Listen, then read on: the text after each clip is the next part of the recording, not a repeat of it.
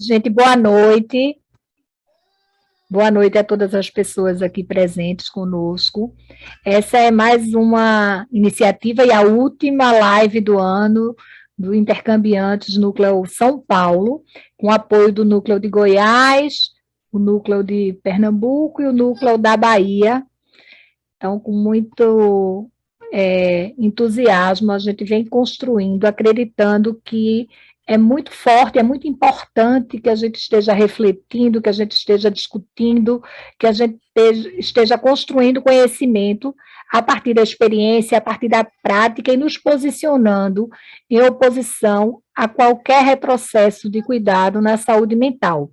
Então, pensando nisso, eu vou convidar o professor Antônio Neri, nosso idealizador do Intercambiantes, junto com um grupo de pessoas. Eu queria saudar todas as pessoas que estão aqui presentes, dizer que o Intercambiantes tem uma produção, né? Fizemos o primeiro e-book do segundo encontro. As pessoas vão poder ter acesso a ele pela Amazon. Por enquanto, a gente está fazendo de uma forma afetiva e amadora, junto com a Heroí aí, para facilitar o acesso das pessoas a essa produção, que foi uma produção coletiva de várias regiões do nosso país. Então, bem-vindos, bem-vindas. Passo para a Néria a palavra. Então, obrigado, Alda. Nesse sistema novo, a gente tem sempre de se perguntar se eu estou sendo ouvido. Então, está sendo ouvido, sim. Está sim. Ok. Então, eu quero agradecer inicialmente ao Núcleo São Paulo, e se nós tivéssemos um troféu, seria certamente dado ao Núcleo Intercambiantes de São Paulo, que produziu coisas extraordinárias ao longo deste ano de 2021, um ano extremamente difícil, e também, de igual modo, no ano 2020. E esta última live, este último encontro virtual, que São Paulo promove com o apoio de Goiás, Goiânia em particular, Pernambuco, Recife, Bahia, Salvador e Feira de Santana, onde mora João Mendes, trata de um tema extremamente sensível, que são as comunidades terapêuticas. E a pergunta que foi posta é: a quem elas atendem?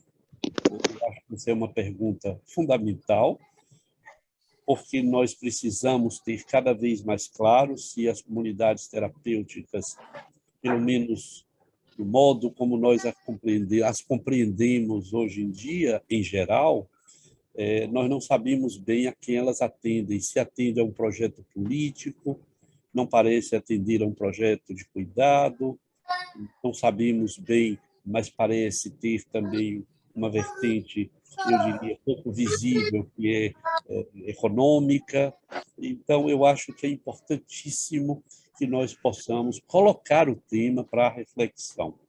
E 3 colegas foram convidados para esta discussão, para fazer as apresentações, e que nós vamos permitir a cada um e a cada uma 20 minutos, 25 de apresentação, e depois o tempo restante para 2 horas nós vamos ler os comentários no chat e eventuais perguntas que possam ser formuladas. E, nesse sentido, a caríssima Elaine de Goiânia vai cuidar de ler, ouvir, acompanhar o que vai ser escrito no chat, e ela, então, nos ajudará no final. Então, isso posto, eu gostaria de convidar João Mendes, e eu vou apresentar cada um no momento da sua fala. João Mendes, que é psicólogo, docente da Universidade Federal do Recôncavo Baiano, tem um celular aberto aí com uma criança contribuindo, parece. Então, João Mendes é também doutorando pelo Instituto de Saúde Coletiva da Universidade Federal da Bahia e é diretor da Associação Brasileira de Saúde Mental, a Abrasme. Então, eu passo a palavra ao João Mendes, que fará a primeira exposição, e em seguida, Ana, e em terceiro, Nilton. Então, João Mendes, por favor.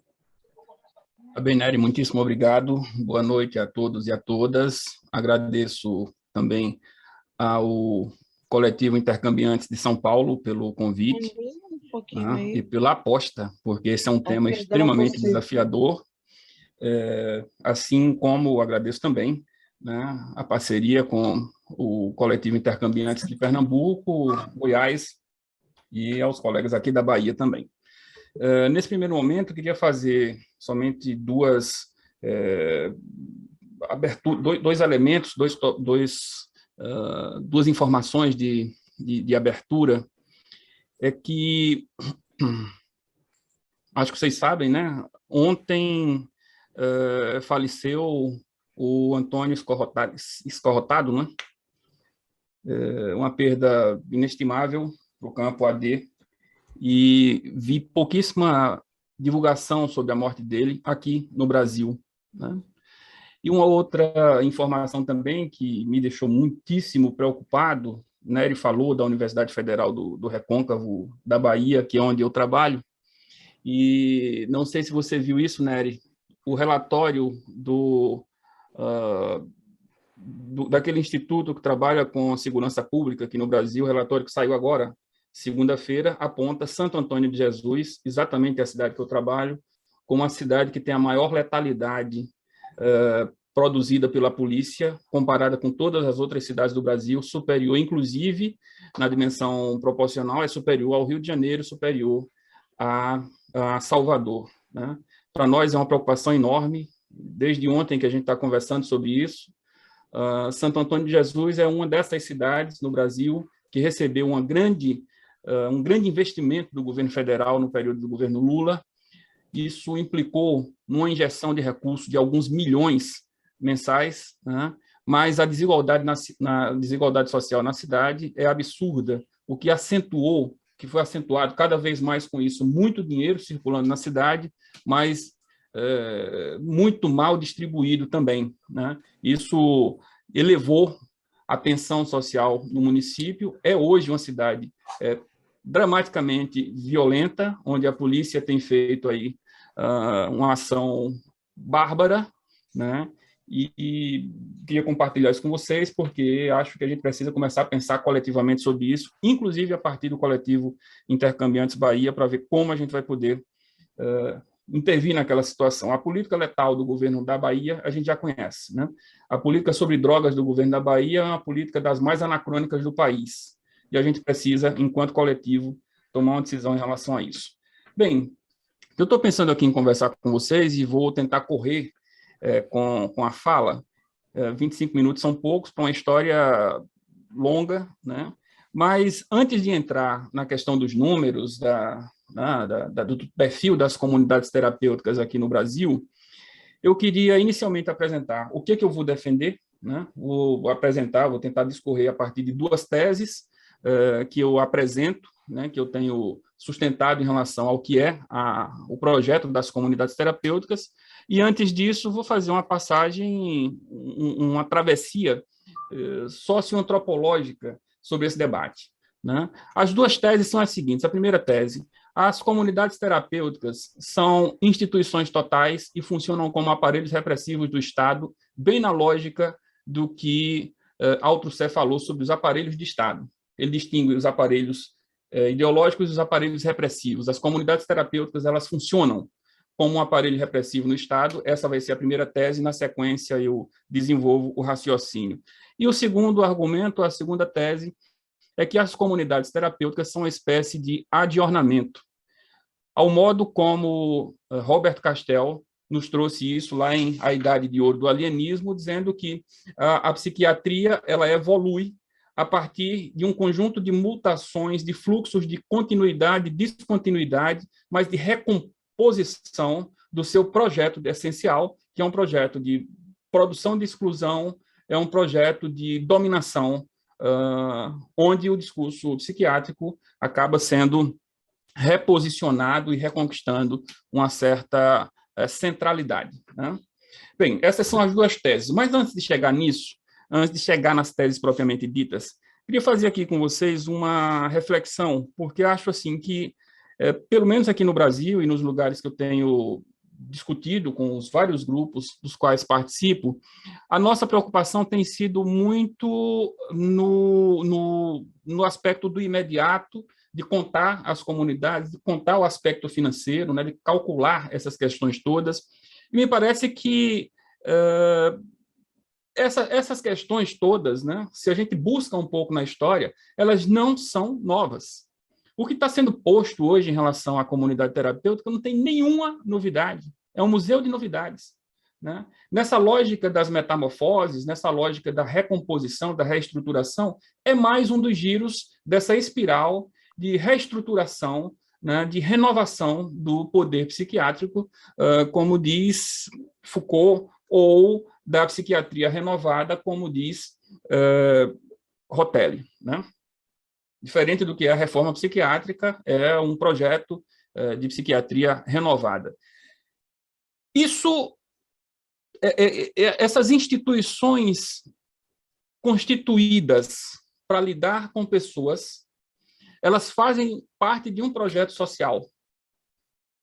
Penso que a decisão pela comunidade terapêutica, tanto pela instalação quanto pelo encaminhamento de alguém para uma comunidade terapêutica, tem sempre um aspecto político, um aspecto social, tem uma dimensão antropológica nisso, e é a partir dessa dimensão anterior que eu gostaria de iniciar aqui o raciocínio.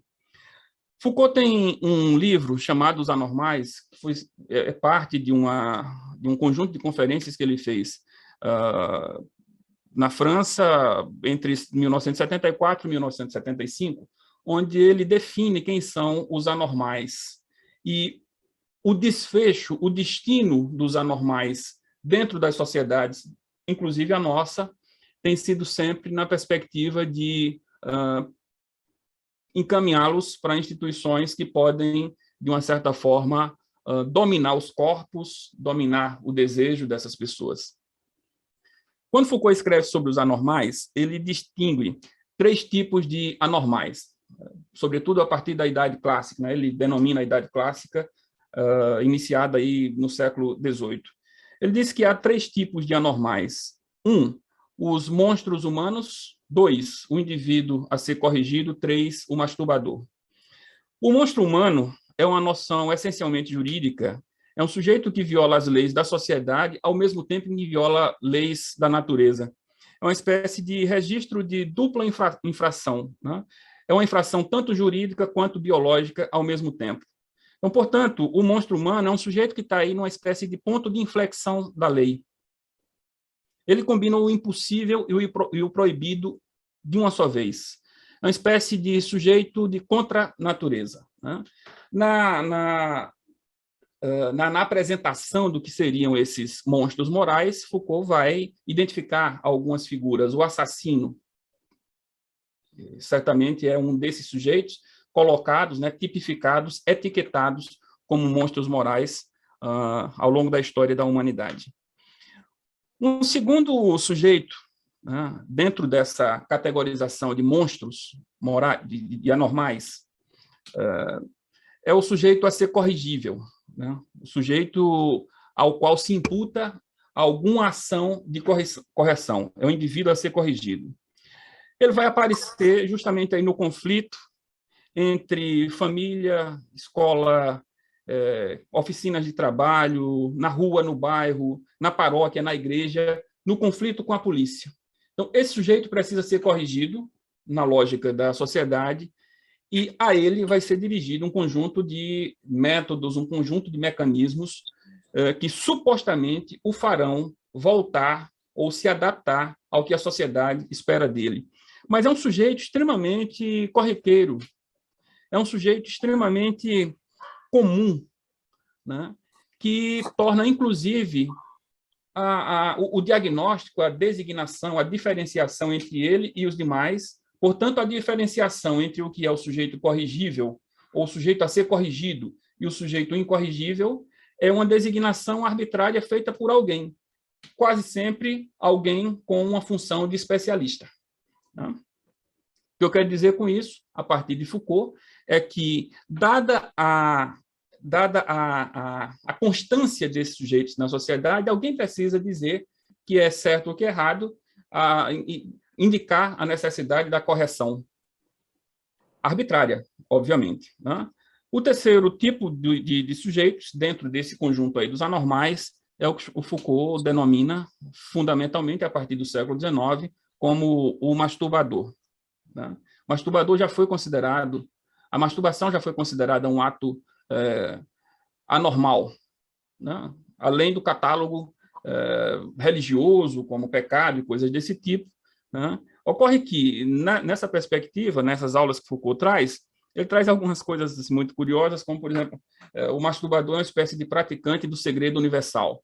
É aquilo que, no final das contas, quase ninguém sabe que todo mundo pratica, né? Mas se mantém um certo pacto de silêncio. Esses três protótipos de anormais, eles são submetidos a forças antropologicamente constituídas que tentam converter, que tentam mudar o rumo do comportamento desses sujeitos, ou tentam punir, quando não é possível fazer, quando não é possível apostar na expectativa aí da correção. Eu diria que, além desses três, esse é o primeiro aspecto aqui do avanço a partir de Foucault, além desses três protótipos, nós teríamos hoje um quarto. O quarto anormal é o sujeito que usa drogas.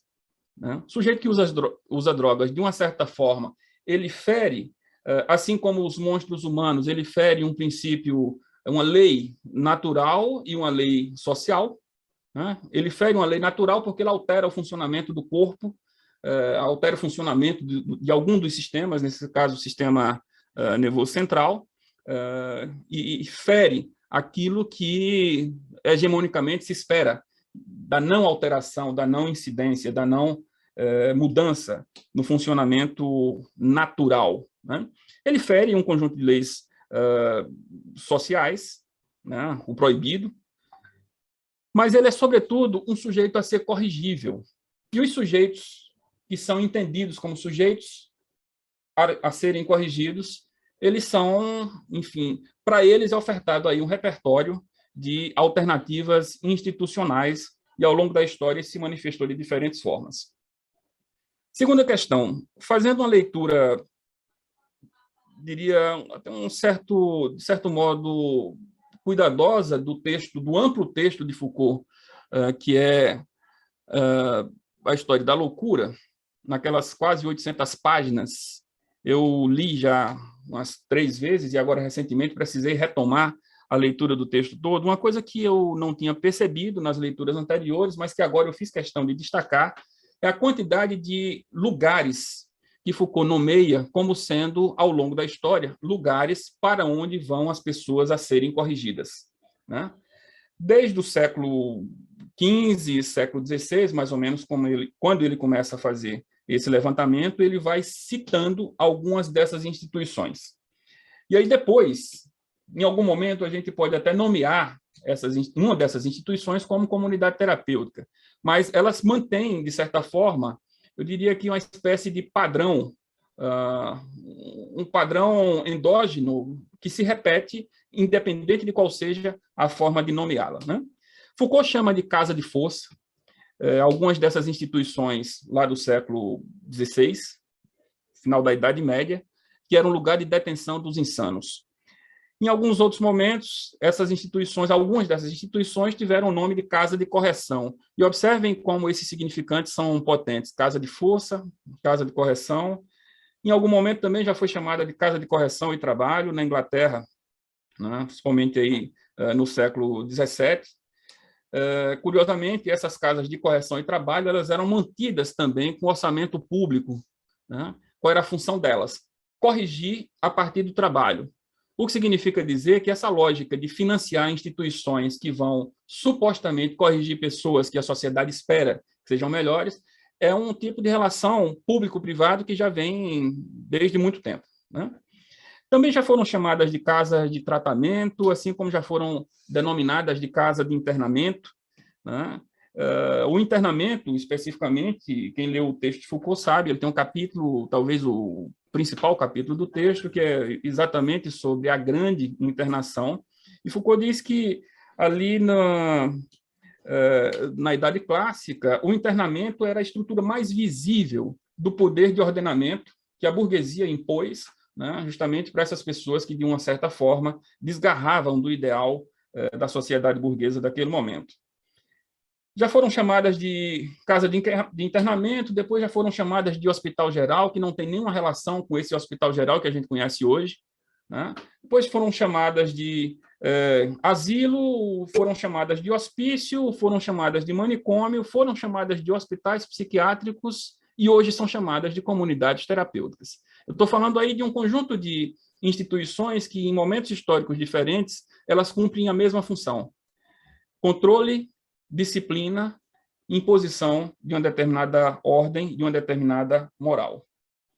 Nada disso aconteceria sem o que Foucault chama também de racionalidades ou de sensibilidade social. A cada momento da história, a sociedade organiza um conjunto de racionalidades ou uma certa sensibilidade social, que é o que, no final das contas, vai legitimando a função e a existência dessas instituições. Ao longo da história, alguns aspectos são destacados aí dentro dessa coisa que Foucault está chamando de sensibilidade social. Um misto entre exclusão social e reintegração pela espiritualidade, a caridade combinada com a repressão. Isso aconteceu com os manicômios, com os asilos, isso tem acontecido também com as comunidades terapêuticas. É um conjunto, é um sistema de exclusões sobrepostas. Então, não é somente uma forma de exclusão, é um conjunto delas que vão se sobrepondo. A marginalização combinada com o internamento, a imposição de uma ordem por meio do controle da dominação dos... Eu estou mexendo aqui, nega. Desculpa não poder te dar uma atençãozinha. Oi? Alguém abriu o microfone. Vou pedir para quem não estiver falando desligar o microfone, por favor. Imposição da ordem e do direito a partir do registro das classes dominantes, uma prática de higienismo, a expansão, mais recentemente, né, a expansão da racionalidade médica, positivista e biologicista, e um conjunto de tecnologias positivas de poder, né? Foucault distingue as tecnologias de poder, dizendo que, num determinado momento da história, surge uma tecnologia de poder que, ao invés de ser uma produção de exclusão social, é uma espécie de confisco, é uma espécie de dominação, com a expectativa de que aquele momento ali possa, ou que aquela experiência de dominação possa culminar com uma transformação desse sujeito, né? Na perspectiva de Foucault, a peste substituiu... João. Tá, Nery, já vou caminhando aqui. A peste substituiu a lepra como modelo de controle político, a loucura substituiu a peste como modelo de controle político, e eu ousaria dizer que, no momento atual, o uso de drogas, a drogadição, substituiu a loucura como forma de controle político.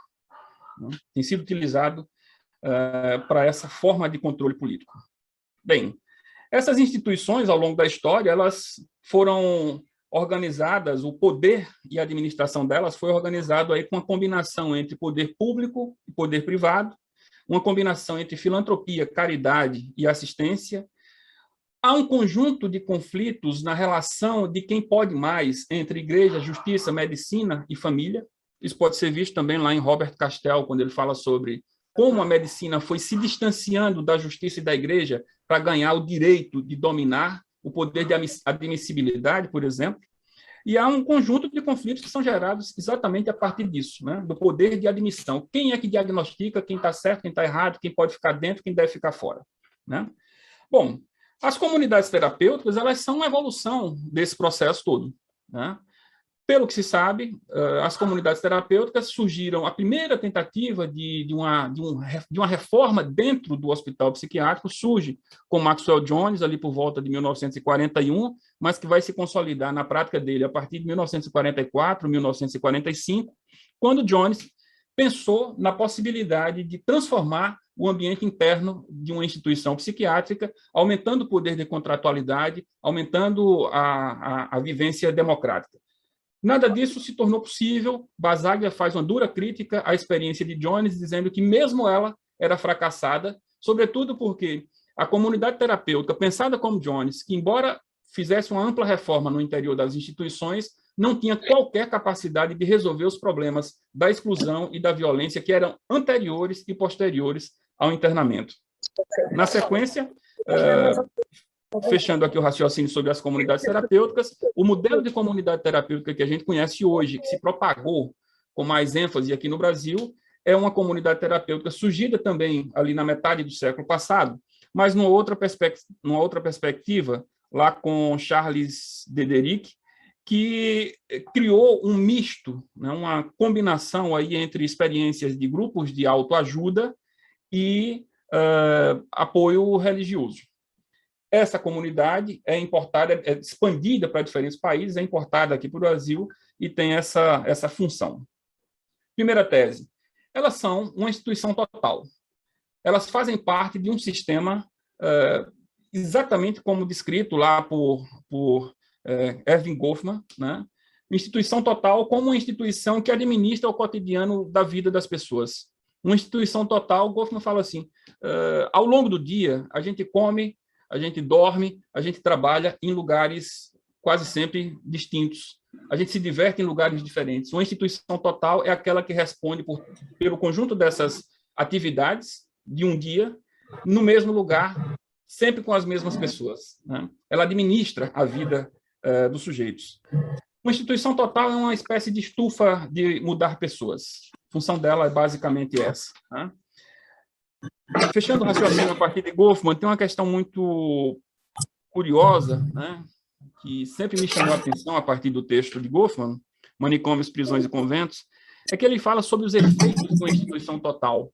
Além da despersonalização e da mortificação do eu, uma instituição total produz algum efeito quando ela converte as pessoas, né? Ele chama isso de mecanismos de adaptação. Ora, Goffman estava pensando numa instituição que consegue converter o malzinho no bonzinho, né? Ela consegue converter um presidiário maldoso num sujeito bondoso e vai voltar para a sociedade como se fosse aquele sujeito que passou pelo tratamento, foi convertido em alguma outra coisa, né? Ele é convertido no oposto. Goffman não sabia que o que a gente tem aqui no Brasil em relação às comunidades terapêuticas, tem outros mecanismos de conversão. Tenho pensado, e aí trago para discutir com vocês, que para que alguém voluntariamente se incline para buscar uma comunidade terapêutica, antes ele precisa passar por um processo de conversão, que é de se converter no doente. Ora, o uso de drogas é uma coisa, é uma prática corriqueira, né? Não tem como diferenciar, pensando aí como Foucault, o que é certo e o que é errado, o corrigível e o não corrigível. Então, alguém precisa inicialmente se converter, ou ser convertido, né, por uma ordem externa. A instituição vai... Essa é a primeira conversão. A instituição vai agir na perspectiva de convertê-lo, com os mecanismos de adaptação primária, adaptação secundária, também já tipificados lá por Goffman. E agora tem também uma terceira forma de conversão, no caso das comunidades terapêuticas no Brasil, é que quase todas elas trabalham, quase todas elas, eu estou falando de 95% delas, tem uma proposta, um projeto que é um projeto religioso, tá? Vou trazer aí meia dúzia de números para falar sobre isso, e a função delas é também produzir uma conversão religiosa, e isso é uma questão absolutamente preocupante para ser discutida. A segunda tese, a do adornamento, né, já falei um pouco sobre ela, não há novidade em relação a isso, é exatamente o que Robert Castell fala, no sentido das mutações que o discurso e que as instituições da psiquiatria tiveram e têm atualmente, né, que vão fazendo com que a força do discurso médico, que a força do projeto de medicalização da sociedade continue viva, reproduzindo o discurso, reproduzindo os métodos, ascendendo o lugar de poder de um determinado discurso. Então, no final das contas, o adjornamento é uma espécie de salvamento das instituições totais, nesse caso, não por menos, aqui no Brasil, com o declínio, com a diminuição de leitos em hospital psiquiátrico, surge, não é que surge, na verdade, ela ganha espaço na cena das políticas públicas, exatamente as comunidades terapêuticas, que diria assim, é o novo espaço, é o novo locus de poder de um determinado discurso, necessariamente o discurso biomédico. E aí vou finalizar trazendo alguns dados para compartilhar com vocês sobre o cenário das comunidades terapêuticas, e em 1 minuto eu termino, Nery. O IPEA, nós não temos uma boa tradição de pesquisas em relação, pesquisa no sentido do monitoramento e avaliação dessas instituições, mas o IPEA fez uma pesquisa, uma ampla pesquisa, entre 2015 e 2017, e tem 3 documentos produzidos a partir da pesquisa. Eu posso compartilhar depois, se vocês ainda não tiverem tido acesso a esses documentos, que foi uma pesquisa exatamente traçando o perfil das comunidades terapêuticas no Brasil. Elas guardam semelhança com tudo aquilo que eu já havia falado em relação ao grande projeto dos hospitais psiquiátricos, dos manicômios, dos asilos, né? Uma fusão entre o apoio religioso, tratamento moral, né? Uma exclusão, isolamento, como uma promessa terapêutica. Quem estudou a história da psiquiatria sabe disso, né? A história dos hospitais psiquiátricos, a promessa do isolamento, como se aquilo pudesse trazer algum ganho terapêutico. Enfim, elas trazem proximidades enormes. Elas são baseadas num tripé, que é o tripé disciplina, trabalho e espiritualidade. A função do trabalho, ela sempre foi posicionada como questão central desde o tratamento moral, porque o trabalho era tomado também como um elemento de possibilidade de retorno para o bom cidadão. Então, no período da grande internação, do grande internamento descrito lá por Foucault, aquelas pessoas que estavam indo para os depósitos humanos eram, na verdade, pobres, desempregados, pessoas que estavam, utilizando um termo marxista, né? Eram o lumpenproletariado, as pessoas que estavam à margem da possibilidade de inserção, de uma certa forma, aí, marginais dentro do processo produtivo e que foram encaminhados, conduzidos, confiscados para essas instituições. Castel chama de processo de sequestração, né, ou de sequestramento. No Brasil, elas têm esse tripé disciplina, trabalho e espiritualidade, possuem uma rígida hierarquia, esse é o perfil de basicamente 100% das instituições. Foram identificadas em 2016, 1.963 instituições. Essas que foram identificadas, elas têm algum vínculo com algumas das federações. O que significa dizer que provavelmente esse número é subnotificado, ele é muito abaixo daquilo que de fato existe em funcionamento hoje no Brasil.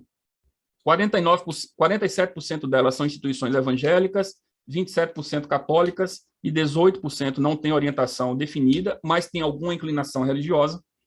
80% delas são destinadas exclusivamente para homens, e aí dá para a gente começar a pensar também sobre o risco que é para a ordem burguesa, né, e para o sistema de trabalho ter um homem fora do mercado de trabalho. As respostas sociais são sempre essas, na perspectiva mesmo da dominação desses corpos que não estão inseridos no mercado de trabalho. 80% das comunidades são para homens, 15% mista, 5% feminina, para mulheres, exclusivamente femininas, né? João, 74%... Eu podia, viu? Por favor. Oi? Eu já estendi o tempo como eu podia. Eu vou lhe pedir para caminhar para a conclusão. Finalizo, Nery, dizendo o seguinte, sintetizando os dados. São 83.600 vagas no Brasil, no conjunto dessas instituições que foram identificadas. Isso equivale ao número de leitos em hospital psiquiátrico do começo da reforma psiquiátrica. Tá? Lógico, esses 86 mil leitos não foram criados do dia para a noite, eles foram evoluindo, mas o que se tinha ali em 2016, 2017, era equivalente ao começo da reforma psiquiátrica lá em 2001, ou seja, diminuímos leitos em hospitais psiquiátricos e aumentamos em comunidades terapêuticas. Atualmente, dessas comunidades terapêuticas, o governo federal, através de seus vários mecanismos, vários ministérios, iniciou um processo de financiamento de 10 mil leitos, e a expectativa desse ano, 2021, é de financiar 23 mil leitos em comunidades terapêuticas. O que significa dizer que, em relação ao conjunto do financiamento dessas vagas, eles não chamam de leitos, eles chamam de vagas, nos coloca no patamar do que a gente tinha de leitos em hospitais psiquiátricos, mais ou menos em 2015, 2016. E finalizo dizendo que o custo operacional das comunidades terapêuticas em 2019, esse dado não envolve a expansão para os 23 mil leitos que o governo federal pretende comprar agora em 2020. Em 2021, em 2019, o gasto com as comunidades terapêuticas já era 24% do gasto com a política de saúde mental, exclusivamente do segmento AD. Né? Então, elas são hoje, efetivamente, uma grande concorrente em relação ao nosso orçamento. Bom, há alguns dados, a gente pode conversar sobre eles aí no final, mas dizer que as comunidades terapêuticas hoje elas fazem parte de um amplo projeto político do Brasil, e a gente sabe muito bem de onde é que ele vem. Né? Hoje, as comunidades terapêuticas, com essa expectativa de 23 mil leitos, a expectativa também é de chegar em cerca de 170 milhões de reais para essas instituições, que são vinculadas a instituições religiosas e que são, por sua vez, também mantenedoras de um amplo capital político que tem feito eleições de prefeitos, de vereadores, de deputados e, sem sombra de dúvida, de presidente. Acho que inicialmente é isso, Nery, o tempo é pouco, mas sigamos a conversa. Muito obrigado pela atenção e desculpe pelo extravasamento do tempo. Obrigado, professor João Mendes. Eu acho que Voz MC faz um tour bastante completo e nos situa na história, em particular a partir dos escritos de Foucault, passando por Goffman, mais recentemente, eu diria, para nos dar esses dados que precisam ser conhecidos e sobre os quais certamente nós conversaremos em seguida. Eu passo a palavra imediatamente à professora Ana Lourdes de Castro Schiavinato, que é psicóloga, é especialista em saúde mental, mestranda em saúde pública pela Fiocruz de Brasília, é conselheira regional de psicologia 09 e 088, os conselhos têm essas designações numéricas, os conselhos de psicologia, e é também diretora da Abrasme Regional Centro-Oeste, e é membro do Intercambiantes de Goiás, como também o é o professor João Mendes. Então, eu passo a palavra à Ana Lourdes de Castro Schiavinato para sua comunicação. Sim, boa noite, pessoal. Boa noite, Nery, obrigada. Primeiro, eu gostaria de agradecer o convite, né, do coletivo Intercambiantes Goiás, no nome da Elaine. Obrigada pelo convite, obrigada pela confiança, é um prazer imenso estar aqui com vocês, como profissional, como militante na área da saúde mental e também como ser humano, né? Como o Nery colocou, eu sou psicóloga de formação, a minha área da saúde mental, a minha atuação é como supervisora clínica institucional aqui no estado de Goiás, na implantação da rede de atenção psicossocial em alguns municípios. E atualmente eu estou como presidente da Comissão de Orientação e Fiscalização do Conselho Regional de Psicologia 09, onde a gente está tendo oportunidade de trabalhar com o processo de fiscalização em instituições para pessoas que fazem uso, né, de algum tipo de substância. Só que antes de começar a minha fala, eu queria deixar para vocês que, como o nosso colega aí, o João trouxe, ele trouxe mais uma perspectiva histórica, epistemológica, né, de todas as questões da comunidade terapêutica, e eu gostaria de trazer aqui uma experiência e uma realidade a qual nós estamos vivendo, e que eu estou tendo uma grande oportunidade de conhecer algumas instituições através da fiscalização. Só que eu gostaria de partir da minha fala apresentando alguns tópicos para vocês, só para embasar em que posição eu irei falar. Então, eu gostaria de colocar uma visão também uma visão, uma política, uma certeza, uma humildade e a relatividade. Eu gostaria de trazer isso com algumas frases para vocês. O que eu estou falando de visão? Tem uma frase muito bacana que eu peguei aqui para exemplificar isso, que diz que a natureza nos mostra apenas o rabo do leão, mas não tenho dúvidas em minha mente que o leão está junto com o rabo, mesmo se ele não se revelar de início. Smith, 1979. Para referenciar a minha fala política, tem uma fala bacana que diz: sou judeu por herança, suíço por nacionalidade, ser humano pela composição, e apenas ser humano, sem nenhuma ligação especial a qualquer estado ou entidade nacional. Outro ponto que eu gostaria de ressaltar é a certeza, né? Na medida em que as leis da matemática se referem à realidade, elas não são certas, e na medida que são certas, elas não se referem à realidade. Isso foi uma fala de um discurso proferido na Academia Prussiana de Ciências. Humildade. Seres humanos foram dotados apenas de inteligência suficiente para ver com clareza o quanto inadequada é a inteligência quando se confronta com o que existe. Em carta à Rainha Elizabeth, na Bélgica, em 1932.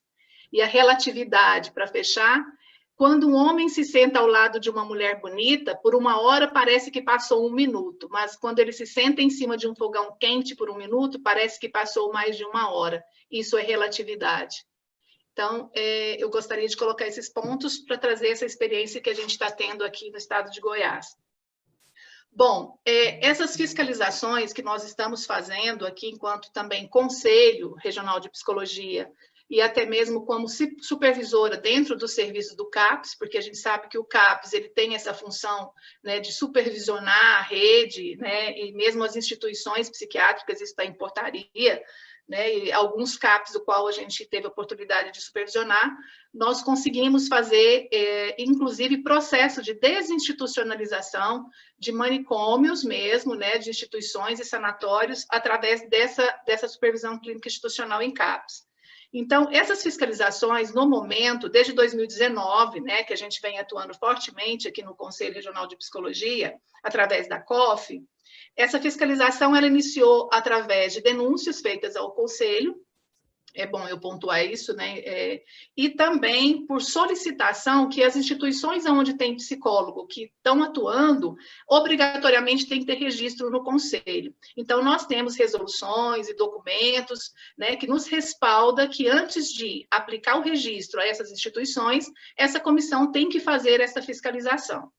Então, foi uma experiência bacana, porque a partir do momento que essa comissão foi se formando e dentro da nossa resolução a gente tem o amparo de buscar Ministério Público, outros conselhos para participar desse processo. Foi o que fizemos. Então, as nossas fiscalizações em comunidades terapêuticas ou instituições de qualquer espécie, ela só vai ocorrer juntamente com o Ministério Público e outros conselhos, seja de medicina, seja de enfermagem, enfim. Então, nós montamos uma comissão para essas fiscalizações. Ao adentrar essas instituições, o que nós encontramos até o presente momento? Comunidades terapêuticas foi o que mais nos chamou a atenção em termos de nomenclatura. A gente percebe nesses locais que não tem um nome específico, usam o nome de comunidades terapêuticas, usam SPA, eu até peguei alguns nomes que são vários, né? São inúmeros nomes que eles usam, centro terapêutico, né? Casa de recuperação, instituição religiosa, casa de apoio e assim por diante. Então, não ficou claro, né, para a nossa comissão em que instituição que a gente estava fiscalizando. A maioria dessas instituições sem as documentações necessárias ou que deixam de atender aquilo que as resoluções colocam. Então, a gente nós não conseguimos encontrar alvará de vigilância sanitária, projeto terapêutico institucional, isso basicamente não existe dentro desses locais.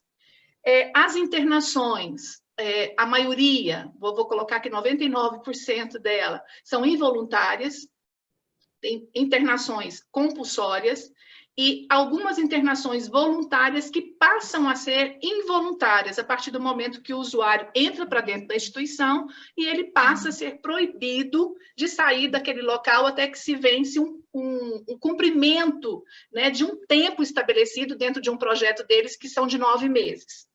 Então, o que nós conseguimos identificar como cuidado institucional? O critérios e o embasamento científico que eles nos apresentam são de comunidades terapêuticas, né? A maioria dos proprietários e dos profissionais colocam isso com o conceito de abstinência. Então, o que eles colocam o foco principal é abstinência, ou seja, suspender o uso de drogas, né? E mesmo que isso leve ao isolamento social dessa pessoa, ela vai passar ali por um tempo, porque eles trazem no conceito deles uma desintoxicação. Né? O sujeito precisa estar ali dentro daquele local para fazer esse processo de desintoxicação, para que ele volte para a sociedade, para a família, de uma forma mais equilibrada, biologicamente e psiquicamente falando. Né? O que nós deparamos? Muito uso de medicação, a maioria dos pacientes com uso excessivo de medicação, né? Os profissionais dentro dessas instituições não são profissionais de nível superior, a maioria são psicólogos, médicos, enfermeiros e técnicos de enfermagem, mas não permanecem o tempo todo dentro dessas instituições, e elas são cuidadas, essas pessoas lá dentro são cuidadas por considerados ex-usuários. Isso é que é colocado para a gente. Então, pessoas que já tiveram essa experiência com o uso grave de drogas, que eles colocam, e aí eles passam a ser monitores e cuidadores dessas pessoas lá dentro da instituição. Então, um dos critérios, o embasamento deles para o cuidado é o proibicionismo mesmo, né? São proibidos de usar qualquer tipo de drogas lá dentro, até mesmo tabaco, seja droga ilícita ou lícita, mas o que os usuários trazem para a gente no momento da fiscalização, até porque nós da psicologia, o que a gente faz nesse processo é ouvir esses usuários quando a gente entra dentro das instituições. Então, o que eles colocam se eu pago, se é particular, eu tenho, dependendo do valor que eu pago, eu tenho acesso a alguns tipos de drogas, seja alcoólicas ou seja o tabaco. Então, esse critério que eles usam lá dentro, a gente vê muito mais capitalista, né? Muito mais de remuneração ou talvez de processo de cuidado. O isolamento, né?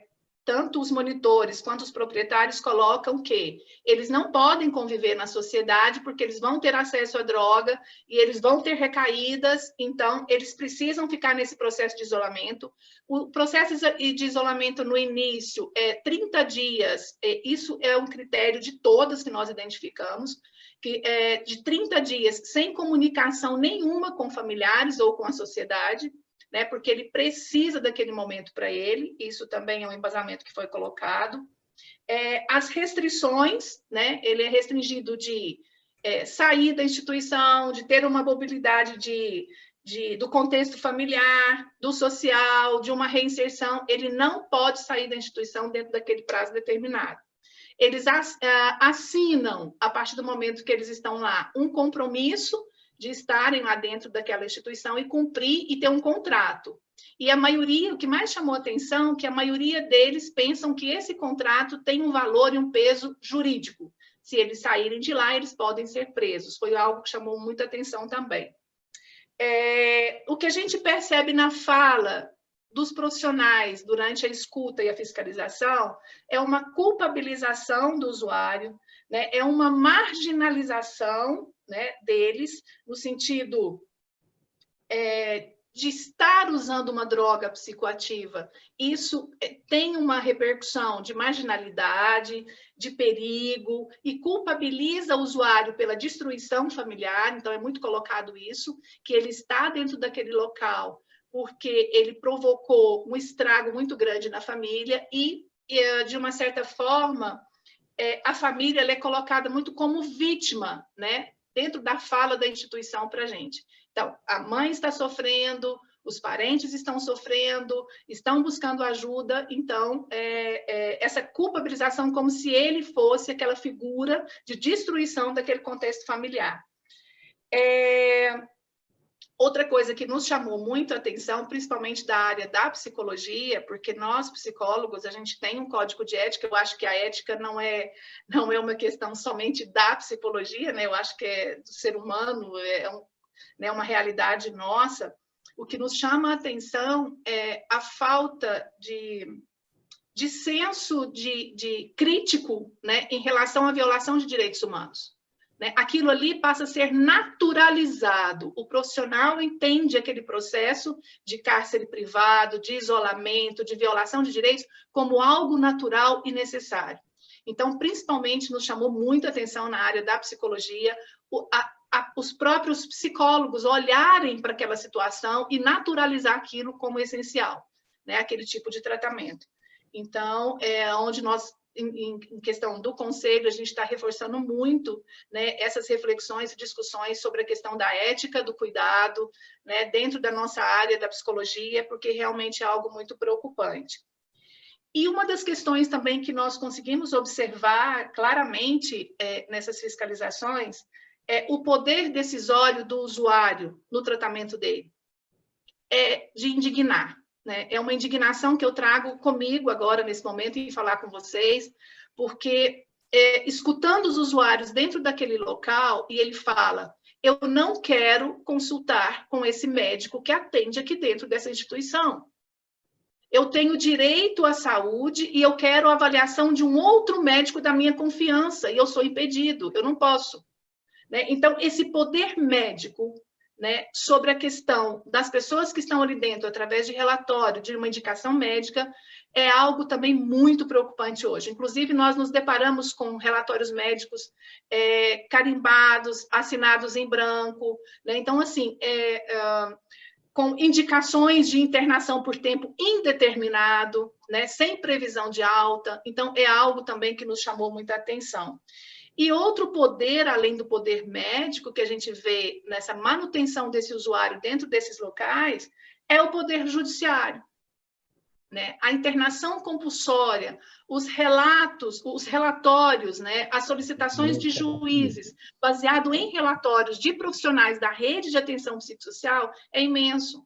Então, estão dentro daquela instituição, a partir de uma solicitação do juiz, mas o juiz provocado por vários relatórios da rede de atenção, por médicos, por psicólogos, por assistentes sociais, que indicam que ele esteja dentro daquele local. Né? Então, quando a gente vai pegar as documentações, o Ministério Público tem acesso a essas documentações, né? O que está lá o judiciário pede, solicito um cuidado, um tratamento dentro de um estabelecimento de saúde cadastrado no CNES. Em momento algum, o juiz está estipulando o local ou o quanto tempo ele tem que ficar. Mas isso, para os profissionais, é interpretado como uma ordem judicial e os relatórios são construídos por parte desses profissionais para manutenção do usuário dentro daquela instituição. Isso é de extrema gravidade, principalmente da área da psicologia e da área da medicina. Né? Os relatórios partem mais desses dois profissionais, mais fortemente desses profissionais.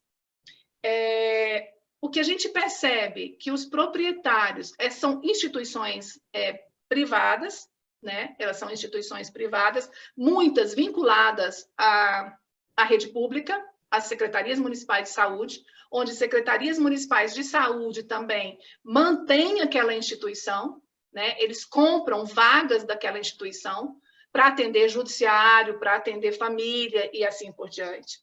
Né? E os proprietários dessas instituições, o que também nos chamou muita atenção, que além de ser ex-usuários, né, como eu coloquei para vocês, são monitores, existem empreendedores nessa área.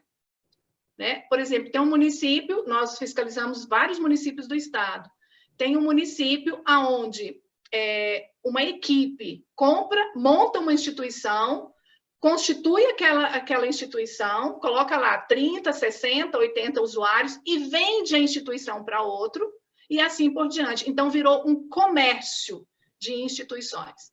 Né? E muitas vezes com esses nomes, com essas nomenclaturas, até mesmo de comunidades terapêuticas. Né? Bom, o que a gente se deparou com os processos, inclusive, que a gente tem no Ministério Público também, Cárcere privado, que a própria polícia, né, no momento da fiscalização, e o Ministério Público entende aquilo ali como crime de cárcere privado, eles cumprem com a obrigação deles, né, que é de fazer todo o procedimento deles, jurídicos, enfim.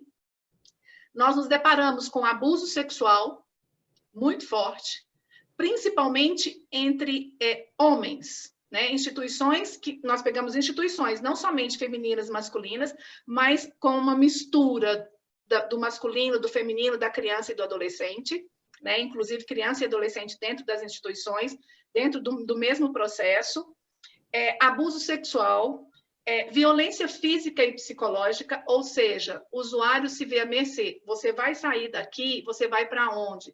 Se você sair daqui, você vai ser punido pela polícia, pela sociedade, ou seja, uma descredibilidade do usuário, coloca ele como marginal e que aquele local ali é o único que está conseguindo dar aquele apoio para ele. E a gente vê isso como uma ameaça psicológica e uma tortura psicológica desses usuários. O chamado sequestro, que é uma pergunta que sempre é feita pelo Ministério Público e por nós. Como você veio para cá? Como você foi encaminhado para essa instituição?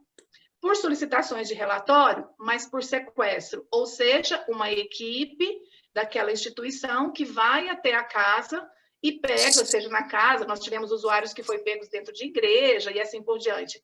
Pega o usuário e leva dentro do carro da instituição, onde é colocada uma medicação sem acompanhamento médico, sem nada, e ele é levado involuntariamente para aquele local. Quando ele acorda, ele está lá sendo colocado medicação e assim por diante. Então, isso é o que a gente se deparou. A classe social, a gente percebeu que a maioria são de baixa, né? A classe social mais baixa, mas nós tivemos acesso até mesmo médicos internados nesse local, nós tivemos acesso a advogados, nós tivemos acesso, assim, uma escolaridade também, não somente pessoas que não têm, mas pessoas que têm esclarecimento do que estava ocorrendo com ele, mas impossibilidades também de buscar esse socorro. Então, a partir disso, né, pessoal, Nery, essa live me instigou muito nessa pergunta que fala, né, a quem as comunidades terapêuticas, a quem elas atendem, né? Eu posso dizer, assim, claramente, dentro da experiência que nós temos aqui, até mesmo pelo que aconteceu ontem, né, na votação que a gente teve aí na questão política do nosso país. O que a gente pode pensar é que elas atendem ao capitalismo, aos interesses políticos, né? Aos interesses familiares, né? Aos interesses processuais, vamos dizer assim, jurídicos, né? Eu acho que parte mais de um projeto político hoje. A gente está vendo o usuário como um mercado. Ele é um produto de mercado, né? Eu gostaria de colocar isso. Isso ficou bem claro para a gente, porque é um produto que ele tem uma rentabilidade muito grande, né? Você vê que hoje tem instituições que o usuário paga até R$20 mil, R$12 mil, R$3 mil. Quer dizer, o que o Ministério Público conseguiu levantar durante essas fiscalizações, juntamente com a Polícia Civil, tem instituições com rendimento de mais de R$200 mil mensal. Então, assim, é muito dinheiro envolvido, né? Então, eu acho que a quem esses locais hoje, nós precisamos pensar nisso como uma responsabilidade social, uma responsabilidade humana, né?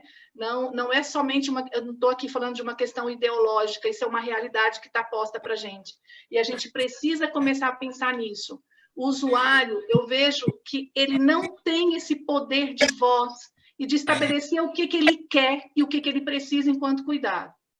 Então, a quem ela está atendendo hoje, eu digo para vocês com toda a realidade, ela está atendendo um projeto político e o capitalismo. Ela não está atendendo um cuidado aos usuários. E nós temos uma responsabilidade muito grande nisso, né? Porque nós precisamos discutir e mostrar isso para a sociedade, principalmente para as famílias.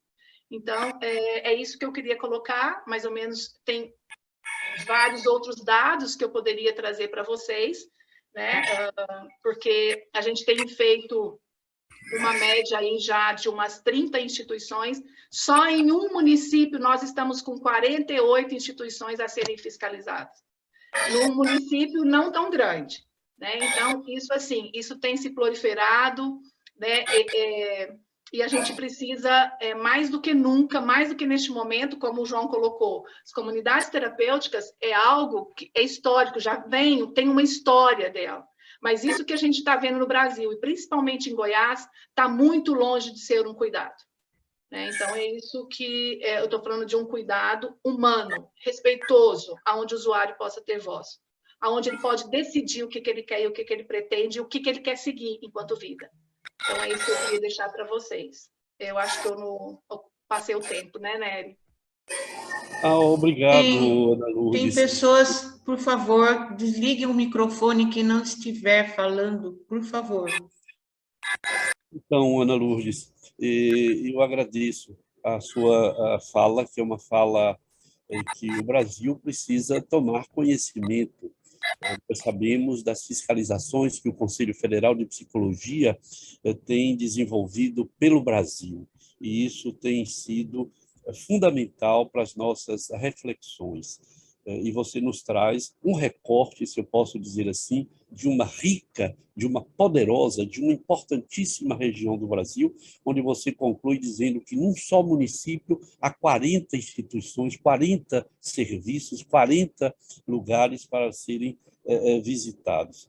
E eu penso que a sua fala, que é uma fala de uma instituição de absoluta credibilidade, nos revela, nos retrata uma história que nós precisamos conversar sobre ela, associada, evidentemente, ao que nos trouxe o professor João Mendes, nessa perspectiva histórica, na construção, quer dizer, o que foi construído e em que se tornou. Eu concluiria, se você me permite, Ana Lourdes, dizendo que Immanuel Kant deve estar preocupado, um filósofo alemão do século XIX, porque ele dizia que os objetos têm preço, os humanos têm dignidade. Isso significa que nós não podemos coisificar os humanos. Vimos isso na escravidão, temos visto isso hoje com as pessoas destituídas de lugar, os invisíveis, como nós temos dito sobre as pessoas em situação de rua. Portanto, nós estamos cometendo um pecado mortal contra os humanos, humano contra humano, nesse sentido, coisificando o que não poderia nunca ser coisificado.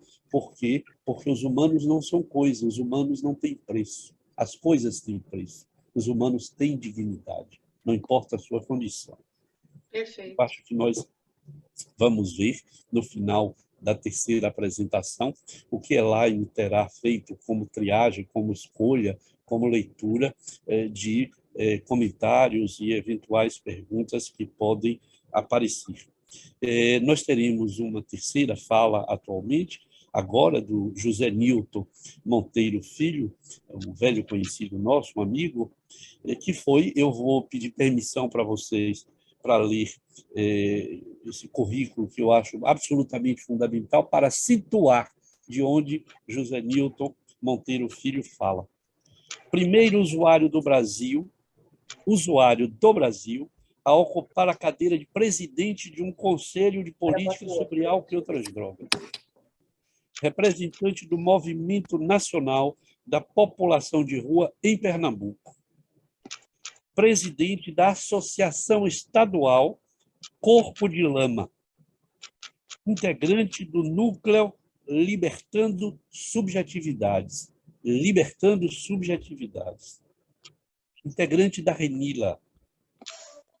Integrante da Abrasme, Associação Brasileira de Saúde Mental, conselheiro da Assistência Social do Recife, diretor da região Nordeste da WAPR Brasil, representante da Renila por 2 vezes como usuário convidado, na escuta do Alto Comissariado da ONU, usuário representante de Pernambuco na nova redação da Carta da Reforma Psiquiátrica por mais de 30 anos e fundador do Instituto Ruas museu.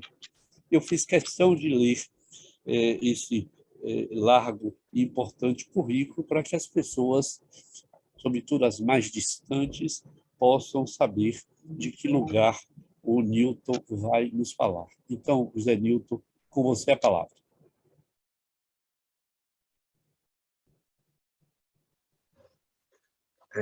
Boa noite a todos e todas. Eu estou audível, estão me ouvindo? Quero primeiramente agradecer ao Intercambiante São Paulo e, em especial, ao Intercambiante de Pernambuco. Eu falo desse lugar, do lugar de ex-morador de rua e do lugar de usuário em tratamento ainda também.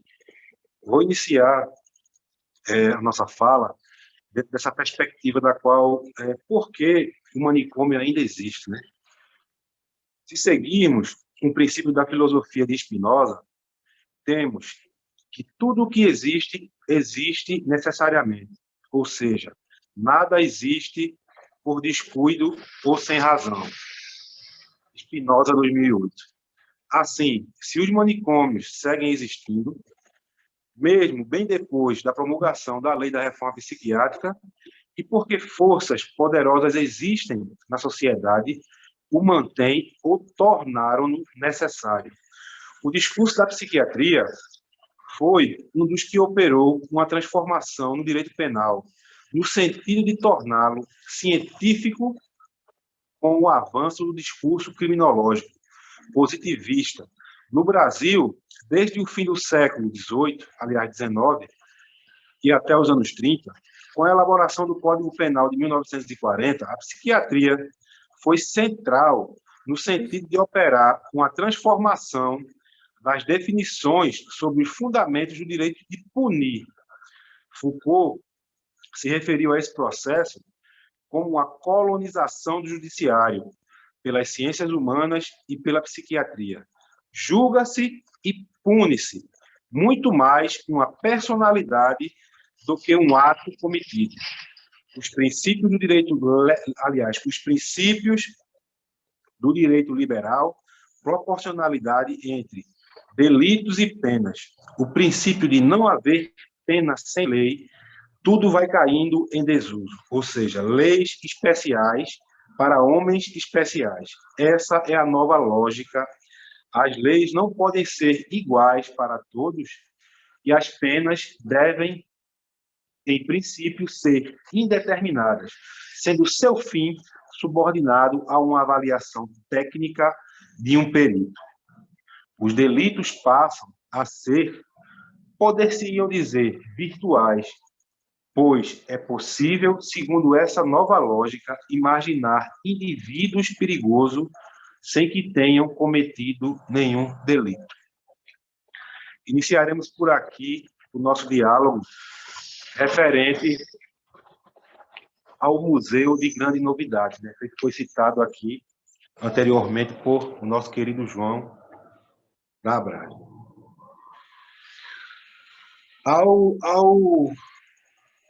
Ao aparelho repressivo do qual nós estamos falando, que é um aparelho repressivo do Estado, que são as comunidades terapêuticas, existe um viés e uma função, né, que são os aspectos financeiros, com esse Museu de Grandes Novidades que aqui nós estamos falando. E também os aspectos políticos sociais. A definição dos normais para denominar e para aprisionar os nossos corpos e nossas mentes, e também vou aqui agradecer a João por dar nomenclatura a essa tripartite que são os monstros humanos, que é o sujeito de contra a natureza, o 2, que é o sujeito a ser corrigido, porque existe um conjunto de métodos e mecanismos de consignação arbitrária, e o 3, que é o masturbador, né? Que é um protótipo de anormais e da anomalia. Gente, se a gente for observar aqui o que está no bojo,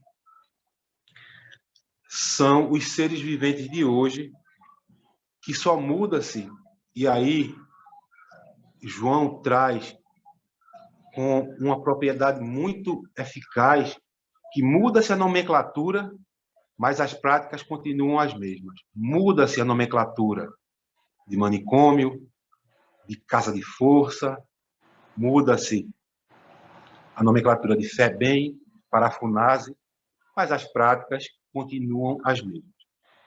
Então, o padrão do qual a gente está falando, ele é um padrão que se tem razão, motivo e porquê. Os manicomialistas de plantão, eles são um câncer terrível no que se diz respeito ao modelo mercantilista e hospitalocêntrico de aprisionar,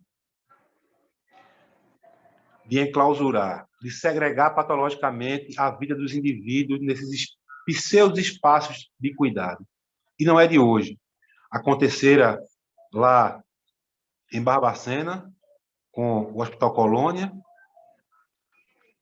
com o Holocausto Brasileiro, tanto é que com a vinda de Basaglia para cá, e gritando para o mundo ouvir de que aquele espaço não era um hospital, e sim um campo de concentração travestido de hospital. E hoje, o que a gente vive, na nossa contemporaneidade da luta antimanicomial, da reforma psiquiátrica, nós que somos filhos da redução de danos, são as CTs. Por quê? Porque ela está focada no que Foucault chama de casa de força, na casa de correção, onde a grande internação dessa casa está dentro de um conjunto de racionalidades. Oi? Estão me ouvindo? Então, está dando para ouvir? Continue, por favor. Zé, tem pessoas com o fone aberto. Denilson, você pode continuar, por favor? Posso sim. Então, esse conjunto de práticas higienistas, existe uma tecnologia de um poder que experiencia a dominação, que, na realidade, nos põe em laboratórios em períodos medievais, em períodos coloniais e em períodos atuais. Muda-se a nomenclatura, mas as práticas continuam as mesmas. Esse poder dessas experiências, ela vai com uma capilaridade muito grande, porque hoje o Brasil, ele pode, vou dar um exemplo muito simples e prático, o Brasil está conhecendo a perversidade e a permissividade de gestores que atuam na saúde mental para estarem em um gabinete paralelo. Isso acontecera de fato, que hoje chegamos ao número de mais de 60 mil mortos para com a Covid-19, que um dos gurus dessa necropolítica que aí está é o Osmar Terra. Então, essa prática desses saberes anacrônicos, desses saberes que são perversos, da qual se locompletam e hoje reverbera com esse número de óbitos a nível nacional, proveniente do descaso do momento pandêmico que o Brasil encontrou, aliás, que a Covid encontra no Brasil um terreno fértil para a sua expansão, esse camarada, cujo nome me dá nojo até de falar, que é o Osmar Terra, que disse que o seu mantra era a eletroconvulsoterapia, a gente está vivendo hoje um processo de remanicomialização muito forte no que se diz respeito à drenagem do nosso dinheiro, o dinheiro da RAPS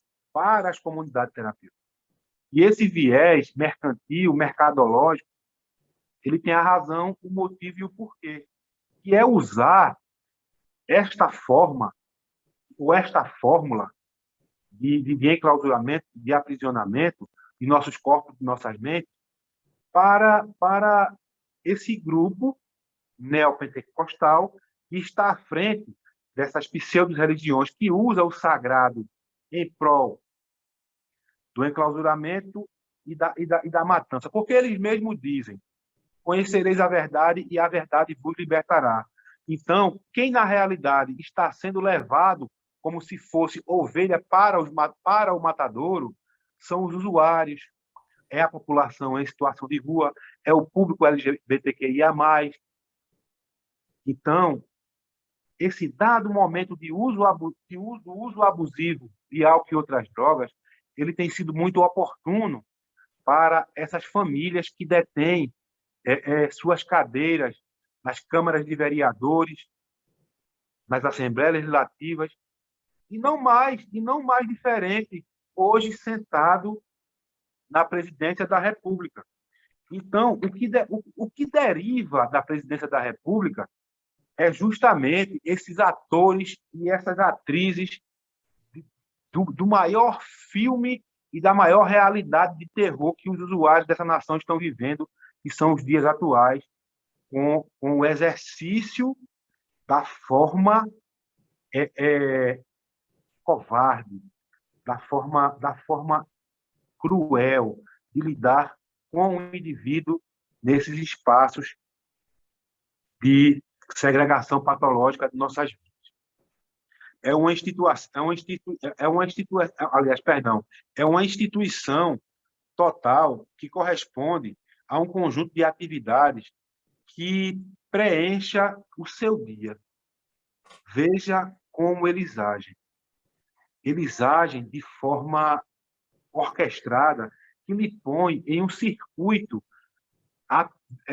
que a gente aqui denomina do Rose Museu, que é o circuito dos aprisionamentos. Porque o usuário, quando está vivendo esse dado momento de uso abusivo para a sua família e seus familiares, é bem conveniente, e aí eu ia entrar em uma seara de não apenas de conveniência, mas de necessidade, de tirá-lo daquele contexto, porque o tráfico, quando vem fazer a cobrança, ele não vai para o SPC, ele vem tirar a vida do usuário. E aí, tirando ele daquele contexto e isolando, a família tem um débito muito grande com essas instituições desse circuito do aprisionamento que nos levam como se fôssemos ovelhas para o matadouro. E, na realidade, o que são sepulcros caiados, né? Porque tudo isso faz parte da dialética dos que estão à frente, usando os processos religiosos para segregarem nossas vidas, nossos corpos e mentes nesses espaços aí denominados comunidade terapêutica, como aqui é bem citado por todos e todas que me precederam. Veja bem como o débito ele é vinculado a essas pessoas, né?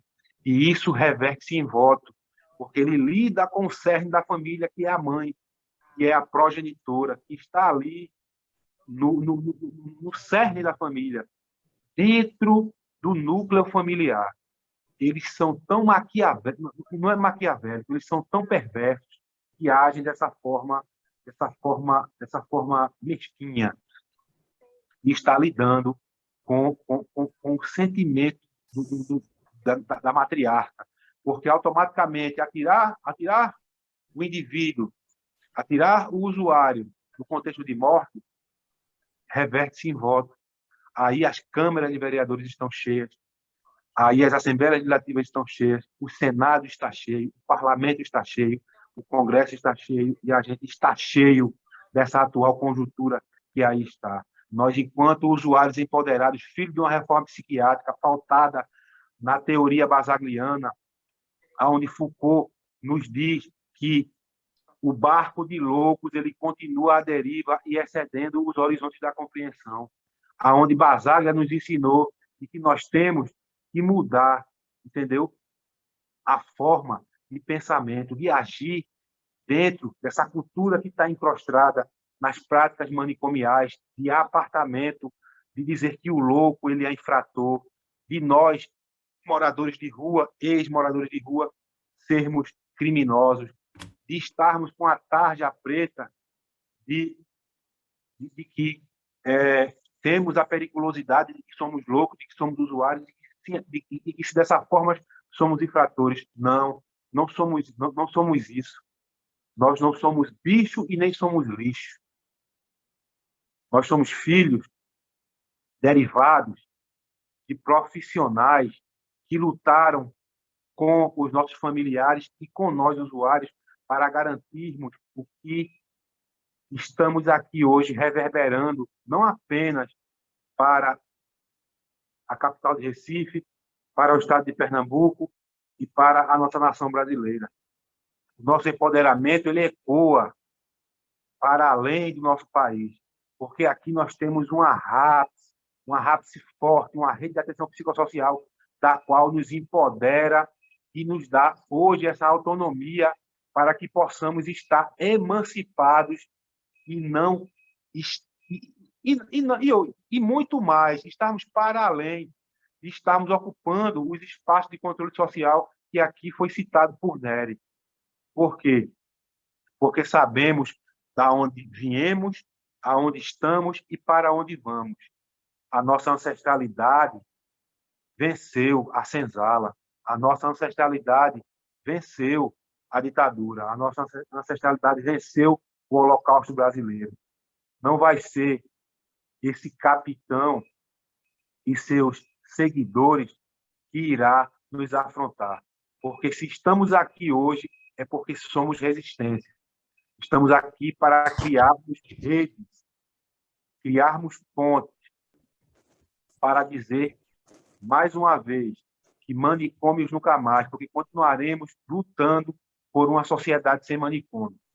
Quero aqui agradecer a todos e todas e todos usuários que não puderam aqui estar, porque são a qual eu represento, porque eu não sou mais eu não mais me represento vários coletivos. Então, eu estou aqui para representar o usuário que está, neste momento, à procura de uma lata de cola, à procura de um cachimbo, à procura de uma seda, porque é desses que nós temos que cuidar, porque ainda não foi startado neles o processo ainda de autocuidado, do que é um CAPS, do que é uma reforma psiquiátrica. É preciso que a gente possa, de fato, nos reinventarmos enquanto sujeitos proativos derivados de profissionais do cunho antimanicomial e antiproibicionista. Viva Anísio da Silveira, viva Marcos Vinícius, viva a saúde mental, nenhum passo atrás, manicômios nunca mais. Obrigado, Zé Newton, por sua contribuição a esse debate que eu considero importantíssimo, científico, eu diria, ideológico, no sentido de que cada defesa de uma posição, ela é, em si, uma posição que defende um lugar, que defende um conhecimento. Então, alguns dirão que este lugar é um lugar ideológico.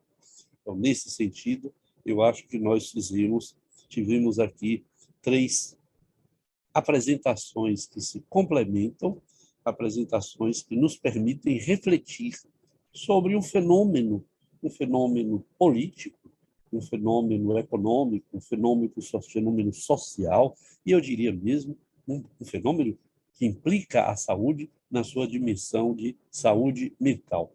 Eu vou pedir a Elaine que possa entrar em cena e nos dizer sobre alguns comentários. Eu não pude ler todos, mas vi que há alguns comentários discordantes do que disse o João Mendes, do que disse Ana, do que disse você, e eu acho que esses comentários podem ser lidos e outros comentários também têm sido manifestados e, portanto, Elaine, se você puder ler alguns dos comentários e alguma pergunta que tenha sido dirigida especificamente a alguma das apresentações, seria muito interessante. Nós temos ainda meia hora, nossa proposta é de trabalhar até as 21 horas, e, portanto, nós temos 30 minutos para discutir, para ouvir, para avançar no que nós pretendemos, que é o conhecimento, neste caso, a proposta de São Paulo, Goiás, Minas, Bahia e Pernambuco. A nossa proposta é de exatamente responder levantar questões que respondam a esta proposição, comunidades terapêuticas a quem elas atendem. Então, Elaine, você pode ler alguma coisa, Ok. compartilhar conosco, por favor?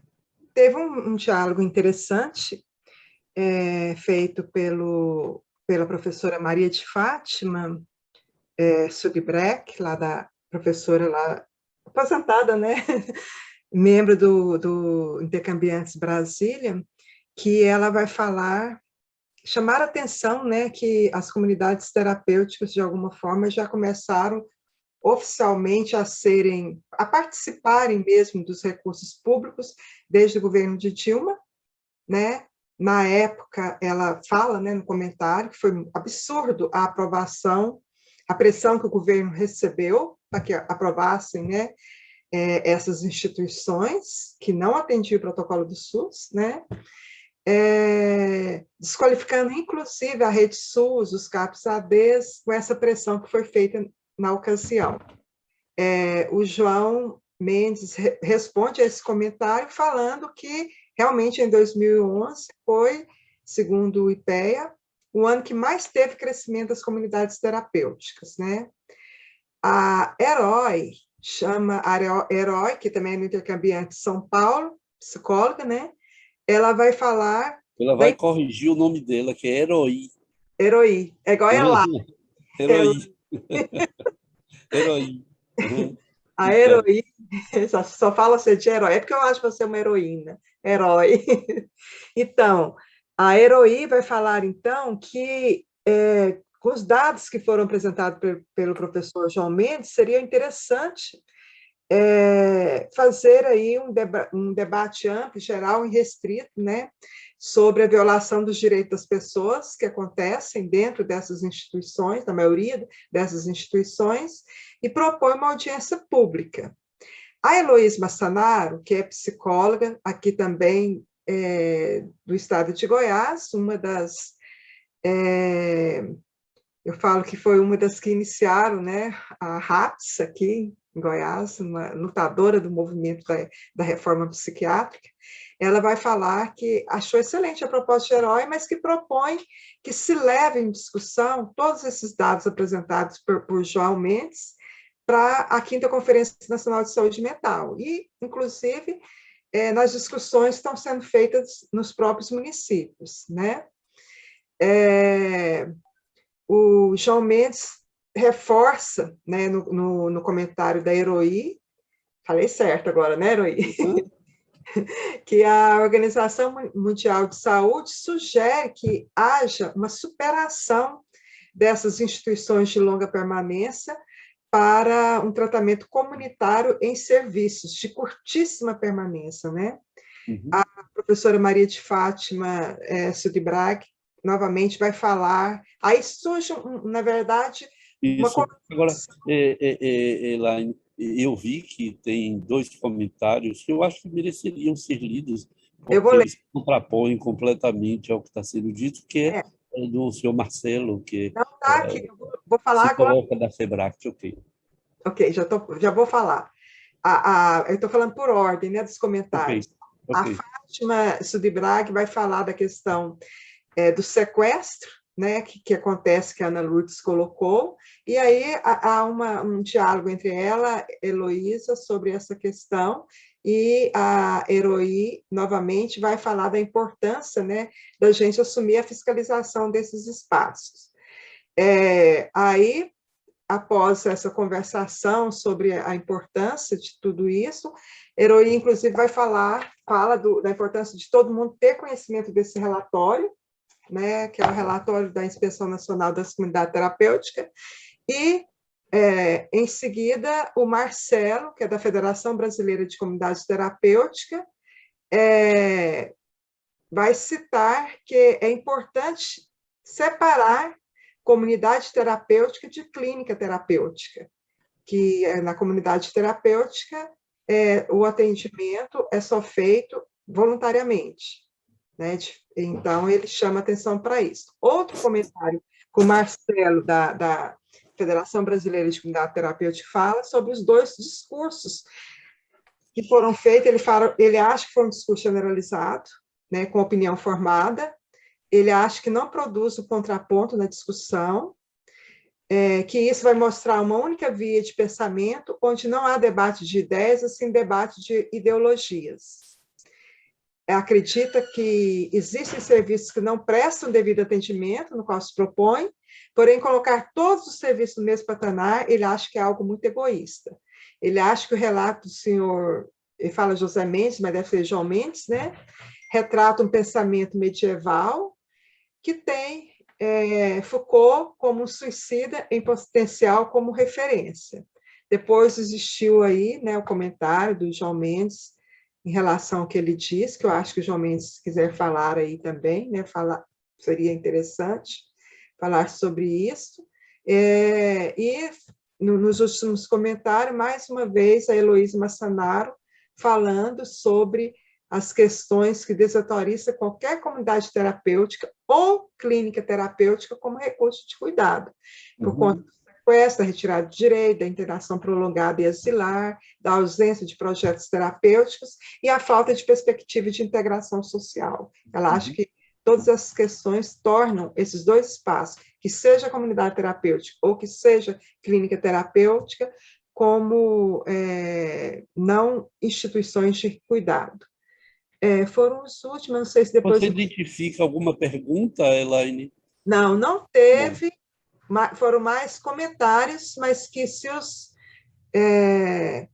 os palestrantes, os nossos convidados, né, quiserem fazerem alguma complementação ou alguma reflexão em cima do que está nesses comentários, eu acho que seria interessante. Okay. Então, João, você quer 5 minutos para comentar as questões que foram lidas e apresentadas no chat, e em seguida eu passaria para Ana Lourdes e depois para Milton, para comentar em cada um em 5 minutos o que foi dito, comentado no nosso chat. João. Tudo bem. Veja, eu acho que, de fato, nós temos uma reunião de apenas 2 horas, não é tempo suficiente para aprofundar todas as questões que a gente precisa debater, né? Inclusive em relação aos dados que eu tinha aqui, vários outros, como, por exemplo, o fato de hoje no Brasil a gente ter 336 CAPs habilitados e ter 499 comunidades terapêuticas sendo financiadas pelo governo federal. Então, o número de comunidades terapêuticas financiadas pelo governo federal, só o governo federal, já é superior ao número de CAPs-AD que a gente tem no Brasil. Então, quem não viu nisso um franco processo de disputa, efetivamente, aí estou pensando como Bourdieu, né, que o campo se faz e no campo há agentes em disputa, é que está dormindo no processo, tá? Sobre a questão do comentário, acho que é Marcelo, né? Fico bastante tranquilo com o comentário feito, dizendo o seguinte, Marcelo, na academia, a gente normalmente costuma utilizar o princípio da antítese, e a antítese não é troca de opinião, não é opinião invertida, tá? Se eu tenho uma antítese, então eu vou no ponto especificamente, debato e contraponho. Esse é um método. E foi assim que a academia evoluiu, que é diferente do que a gente faz na cena política, é diferente do que a gente faz no senso comum. Mas em relação a isso, já que o senhor trouxe a questão da ideologia, é que além de estudar política sobre drogas, também com minha formação em psicanálise e em linguística, eu precisei estudar Foucault, que é um dos grandes autores de uma corrente francesa chamada de análise do discurso, na perspectiva francesa. Tá? Na perspectiva da análise do discurso, com todos os autores, além de Foucault, inclusive autores que se contrapõem a Foucault, o que há de consenso é que não existe formação discursiva sem ideologia. Então, quando o senhor diz que um ponto de vista é ideológico, é porque o próprio modo de dizer já é a manifestação da ideologia de quem diz. Entende? Então, não existe não ideologia. Percebe? Do ponto de vista linguístico, a constituição de um significante, a fusão ali entre significante e significado, o significado já é extraído de um conjunto de valores. Vou dar um exemplo. Quando o senhor cita Foucault, eu falei de pelo menos aí uns 6 ou 7 autores, tá? Só para exemplificar. Quando o senhor extrai Foucault especificamente e associando a Foucault o potencial suicida, isso diz respeito a uma formação discursiva do qual o senhor manifestou aí os seus valores, como, por exemplo, as pessoas que têm um potencial suicida, elas têm menos importância num debate acadêmico, o que não é verdade. Então, nós estamos falando de ideologia, tá? Ideologia todos nós temos. Eu tenho, cada um de vocês também tem. E é preciso que elas sejam manifestas, né? A gente aprendeu isso com a formação em psicanálise, né, Lourdinha? Aquilo que é latente precisa, de alguma forma, vir à cena manifesta. Então, não é problema ter ideologia. O problema é se a minha ideologia mata, o problema é se a minha ideologia prende. Isso é problemático. Tá? E finalizo essa questão da ideologia dizendo o seguinte: aprendi com Basaglia que, quando a instituição maltrata e ou mata, não há acordo possível com essa instituição. É preciso que a gente seja forte, é preciso que a gente esteja em condições de se contrapor a instituições da violência, seja ela qual for, seja ela qual nome tenha. E, quando nós estamos falando em violência, obviamente, eu não estou falando somente da violência física, né? Vários colegas também mandaram mensagem sobre a violência simbólica que está posta aí no debate. Então, do ponto de vista ideológico, sim, é ideologia, sim, e não há problema nenhum em assumir isso. Eu preciso saber se minha ideologia ela favorece a dignidade humana, inclusive das pessoas que têm potencial suicida, se minha ideologia é uma ideologia que inclui, que valoriza a liberdade enquanto prerrogativa inegociável. Eu vou citar mais um autor aqui, lembrei agora, estou falando de liberdade. Aprendi com Frantz Fanon que o hospital psiquiátrico e todas as suas versões, eles são formas de assimilação. Eles são formas de assimilação porque o que está no fundo do que leva as pessoas para os hospitais, para as instituições da violência, é que essas pessoas têm dificuldade de lidar com a expressão da liberdade. E qual foi o resultado? Qual foi o projeto que a sociedade inventou para essas pessoas? Se elas têm dificuldade de lidar com a liberdade, então eu tiro a liberdade delas. É disso que nós estamos falando. Quer dizer, se eu preciso trabalhar com um sujeito que tem um potencial suicida, eu não posso tirar ele. Eu não posso fazer com que ele seja menos importante socialmente, academicamente, do que as outras pessoas. Se eu tenho uma pessoa que é usuária de substância psicoativa, ela não é menos importante do que as demais pessoas. E finalizo dizendo que nós, no Brasil, temos um amplo repertório de respostas ao cuidado em liberdade. Políticas como as que foram implantadas no estado do Pernambuco, como o Programa Atitude, é uma política, sim, capaz, concreta, efetiva, que trata em liberdade. Um conjunto de outras experiências menos estruturadas do que a que aconteceu em Pernambuco. Aqui na Bahia nós temos uma ampla política, por enquanto ainda dependendo de financiamento, mas nós temos o Braços Abertos, nós temos a invenção do professor Nério, consultórios de rua, um conjunto de possibilidades de cuidar das pessoas. Então, não é por falta de repertório. Nós estamos, sim, num projeto, num momento em que há visões de mundo que se antagonizam. Eu não vejo problema nenhum de haver visões de mundos diferentes. Agora, não me convidem para compartilhar visões de mundo que defendem a prisão, enquanto pensamos que a liberdade é uma condição inalienável desde a Revolução Francesa, que, aliás, é antes de Foucault, portanto, essa questão não é medieval, essa é uma questão bem mais recente. Tá? Enfim, o contraponto são esses, né? E dizer que vou compartilhar com vocês, quem precisar, apenas os rascunhos que eu tenho aqui. Eu não fiz um texto propriamente, mas fiz alguns apontamentos, como não foi possível conversar. Obrigado, João. Eu gostaria de falar um pouquinho, se fosse permitido. Sim. Voz Mensê terá 5 minutos, é suficiente?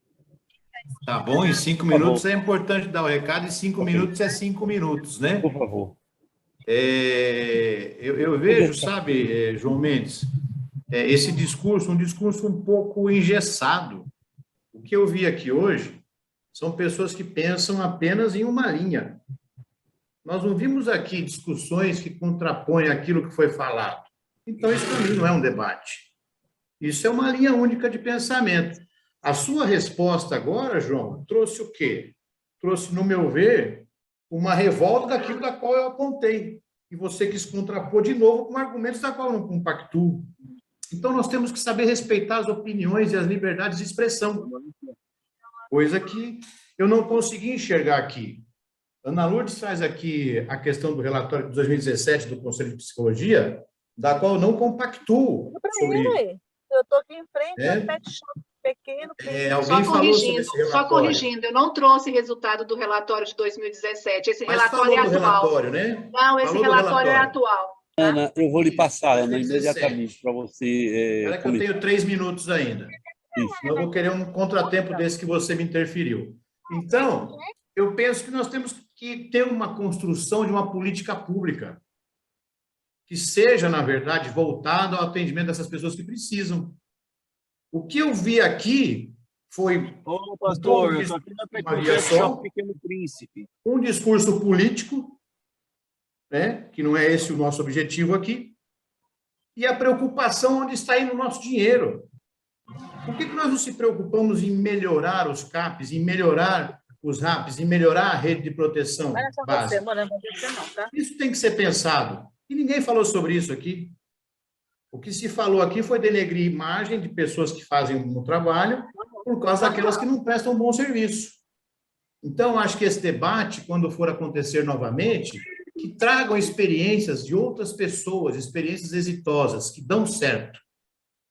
Porque eu também abomino completamente qualquer tipo de sistema de cárcere privado. Não compactuo com isso. Mas eu não compactuo com uma visão única de pensamento. E defendo aquilo que Voltaire sempre disse. Posso não concordar com o que você diz, viu, meu caro João? Mas defenderei-o sempre ao direito de dizer. Muito obrigado.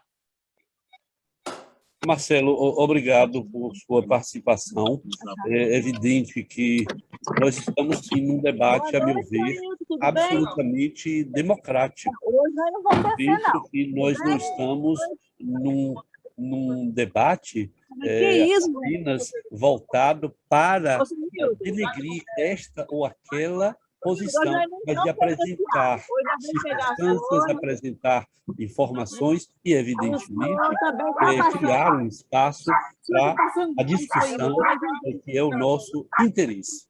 Eu vou pedir à pessoa que queira, como Marcelo, se manifestar, tem como levantar uma mãozinha e poder, então, comentar. Eu vi que Maria de Lourdes Zemmel levantou esse dedo, mas eu vou pedir a Ana Lourdes que, em 5 minutos, também possa comentar os dados que ela trouxe. Em seguida, eu passarei a palavra para Maria de Lourdes e, se houver tempo, inclusive, Marcelo, você terá, certamente, de minha parte, um momento para o retorno ou outra pessoa que queira e possa participar dentro dos nossos, eu diria, 120 minutos, 2 horas de conversa sobre as comunidades terapêuticas. Então, Ana Lourdes, você quer, por favor, usar os 5 minutos e depois Maria de Lourdes Zemmel.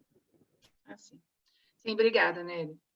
Só ressaltando que eu acho que a interpretação do Marcelo, eu não trouxe resultado de 2017, muito pelo contrário, eu trouxe resultados de fiscalizações atuais, inclusive dessa própria semana, a qual a gente está fazendo o processo.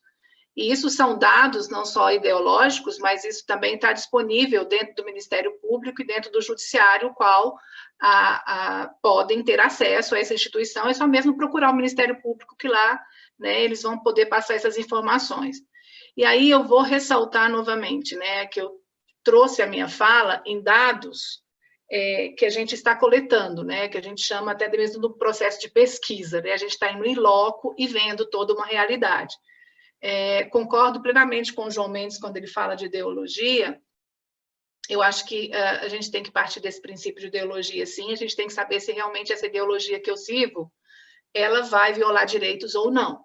Né? E aqui, como eu coloquei, eu acho que não ficou claro para a interpretação do colega no início da minha fala, que eu disse na apresentação, né, coloquei aqui novamente, que nós nos deparamos com instituições, né, com várias nomenclaturas, né, comunidades terapêuticas, clínicas, spa, centro terapêutico, casa de recuperação religiosa, vários nomes.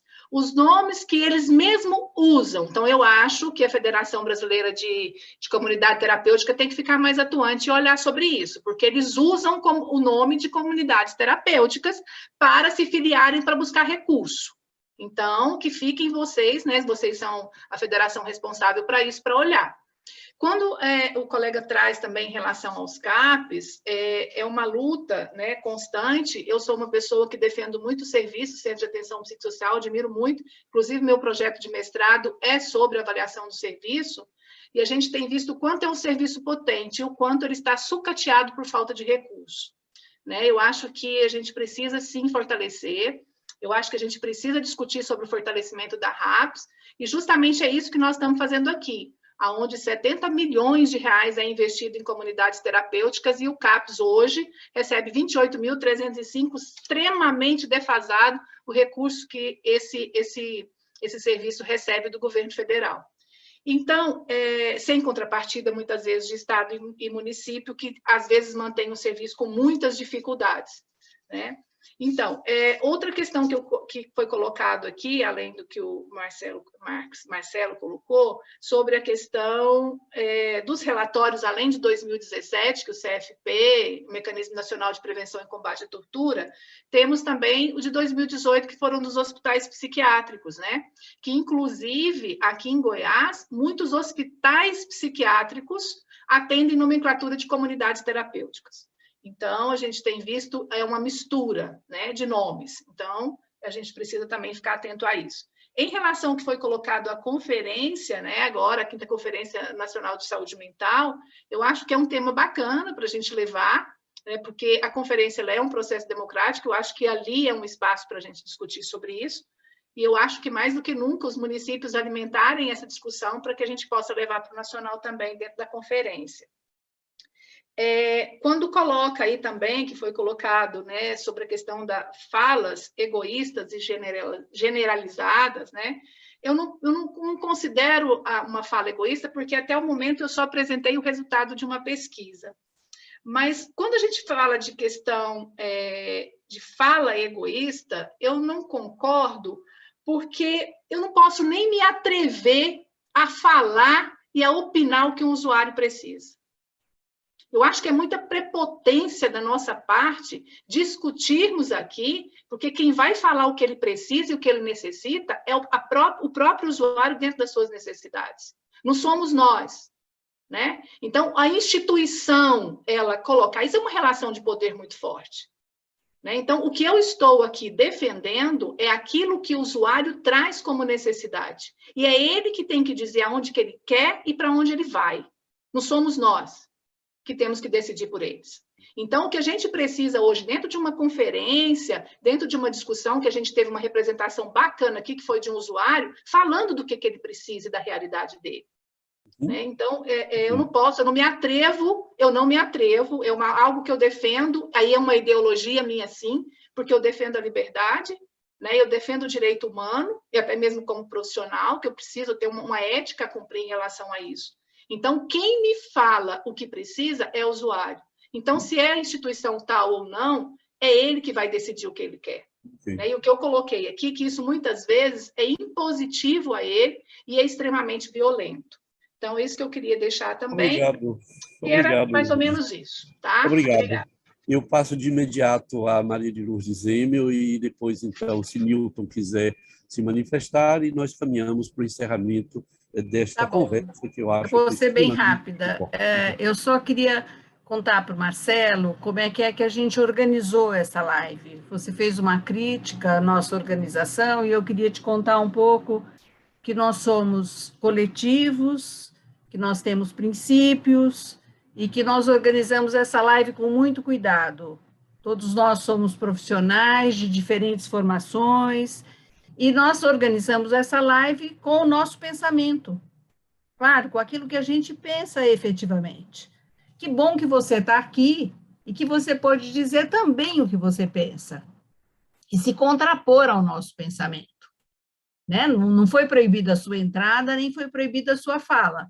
Mas, de verdade, nós temos que organizar as coisas em função do nosso pensamento. Nós temos aqui muitos cientistas, muitos pesquisadores, pessoas de diferentes formações. Nosso grupo é um grupo que eu considero particularmente bastante sério. Estão aqui intercambiantes de São Paulo, de Goiás, de Pernambuco, e nós somos representados, nós somos intercambiantes, somos um coletivo do Brasil. Então, nós queríamos discutir, e basicamente, baseado nisso que a Ana Lourdes acabou de falar.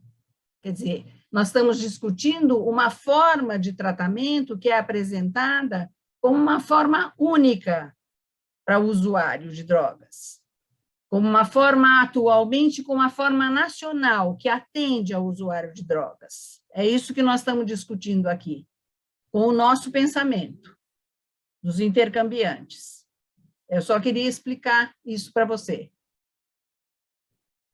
Bom, Lourdinha Zêmel, obrigadíssimo. Eu não sei se Newton está ainda ouvindo, está. Se você quer se manifestar, Newton?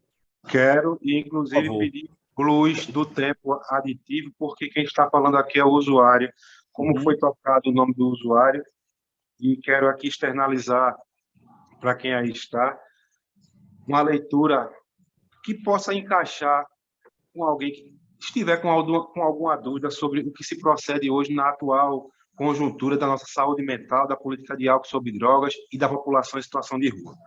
O nosso caráter, o nosso temperamento, a nossa organização toda, física, intelectual e moral, acha-se terrivelmente afetada pelas influências com que a escravidão passou, trazendo anos a permear a sociedade brasileira. A empresa de anular essas tendências é superior, por certos, aos esforços de uma geração, mas enquanto essa tendência superior for, por certo, com os nossos esforços de uma só geração, mas enquanto essa obra não estiver concluída, o abolicionismo terá sempre razão de ser. Ou seja, nós estamos falando aqui de um processo de descolonização e de decolonização. Por que eu citei aqui Joaquim Nabuco com relação ao abolicionismo? Porque simples e prático para essas pseudo-comunidades terapêuticas. E eu aqui vou adentrar mais com o rapaz da FEBRABAN, que aí está, que eu não pude gravar o nome, que ele reveja esses espaços de cuidado do qual estão usando o nome de comunidade terapêutica. Cabe a ele e as pessoas que comungam com essa ideologia e com essas práticas de CTs estarem mais atentos com os seus pares, porque nós aqui temos a nossa linhagem ideológica, sim.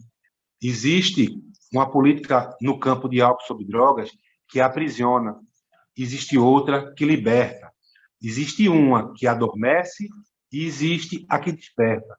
Eu, como sou de Pernambuco, sou freiriano, a teoria e a prática, no dado momento da minha vida, ela tem que andar linearmente. E na saúde mental, na política do campo de álcool sobre drogas, na população em situação de rua, não é diferente. Por quê? Porque é uma instituição total, é uma instituição que corresponde a um conjunto de atitudes e atividades que preenche o dia do indivíduo, ou seja, é a desmortificação do eu. É um processo de conversão, é um processo de se converter, ou de que alguém venha converter.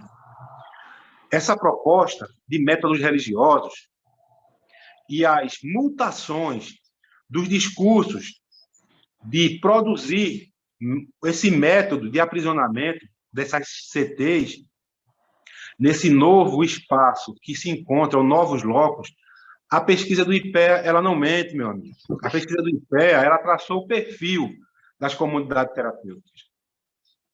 Perfil esse de que reverbera apenas como um museu de grandes novidades.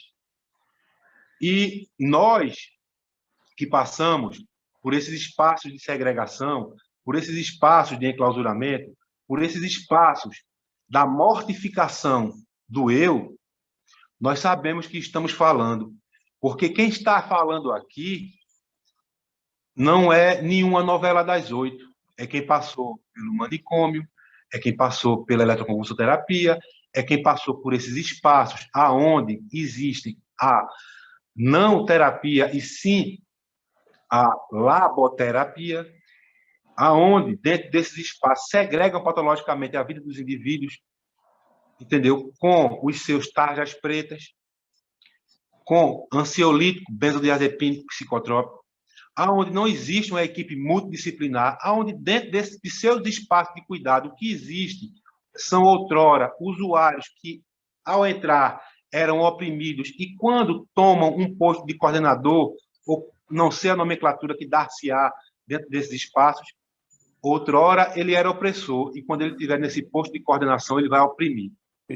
Então, se ele não tiver um tratamento de afeto catalisador, onde ele possa, de fato, expor da onde ele vem ser derivado, ele vai ser opressor. Então, para encerrar, Nery, são 83.700 vagas, que equivalem ao número de leitos da reforma psiquiátrica, ou seja, diminuímos os leitos em hospitais psiquiátricos e aumentamos a leitose e o leito nas comunidades terapêuticas, que são mantenedoras de um grande capital político que hoje, mais que nunca, rege a nossa política no campo de saúde mental, de álcool e outras drogas e da população em situação de rua. Nenhum passo atrás, manicômios nunca mais. Obrigadíssimo, José Nilton Monteiro Filho. Eu penso que às 21h05 não me cabe, e eu não teria competência para fazer uma, eu não diria releitura, mas para fazer uma síntese do que trouxe João Mendes, do que nos trouxe Ana e do que nos trouxe você, sobretudo falando desse lugar, daquele para quem o Estado tem construído, mas que nós temos dito, e eu repito isso em uníssono com o movimento, nada para nós sem nós, nada para a população de pessoas em situação de rua, ou pessoas, no caso, usuários de álcool e outras drogas, sem que eles estejam presentes.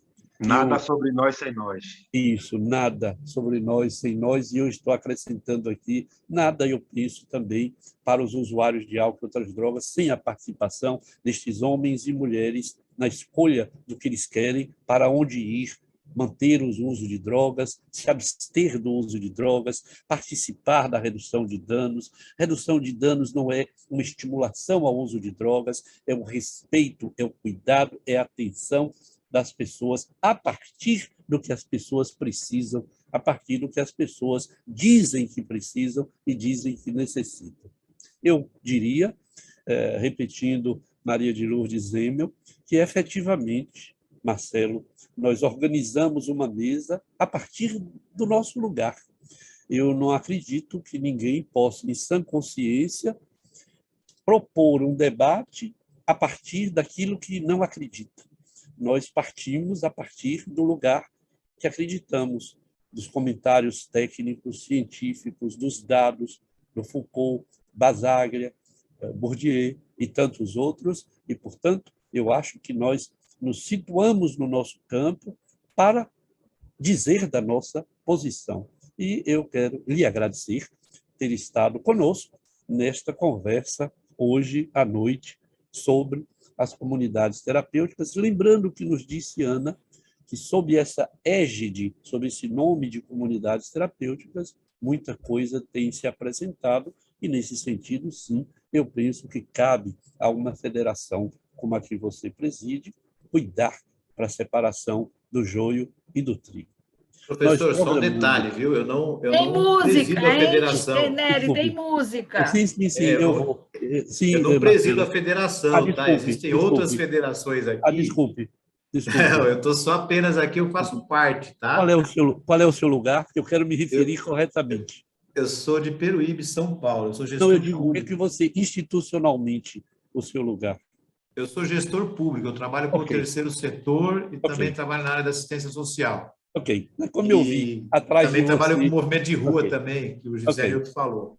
Tudo bem. Mas, assim, obrigado por poder falar, né? Eu acho legal e acho importante escutar o que vocês trouxeram aqui, porque é a única forma de acabar com esses serviços que não são realmente qualificados. É escutar o que vocês pensam. É importante estar aqui com vocês e saber que existe... tem música, viu? Eu sei, estou sabendo. Mas eu queria dizer a Marcelo que, Marcelo, atrás de você tem um imenso FEBRACT nas letras verde, amarela e azuis da bandeira brasileira. Por isso é que eu me referi a você desse modo. Obrigado. E nós vamos encerrar